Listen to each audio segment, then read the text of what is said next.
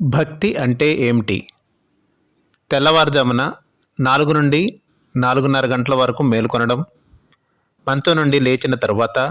3 సార్లు శ్రీహరి శ్రీహరి శ్రీహరి అని చెప్పడం, భూమిని తాకటం మరియు నమస్కారం చేయడం, 5 గంటల ముందే స్నానం చేయడం, సూర్యోదయానికి ముందే ప్రతిరోజు పూజను పూర్తి చేయడం, పూజను ధోతీ కండువలతో సాంప్రదాయబద్ధంగా చేయడం, రోజంతా మంచి ప్రవర్తన కొనసాగించడం,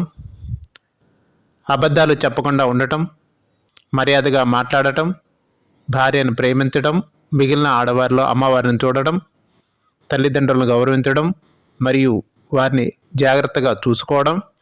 సాంప్రదాయాలను ధర్మబద్ధంగా ఆచరించడం, ధర్మాన్ని రక్షించడం, పేదవారికి సహాయం చేయడం, ఇతరులను నిందించకుండా ఉండటం,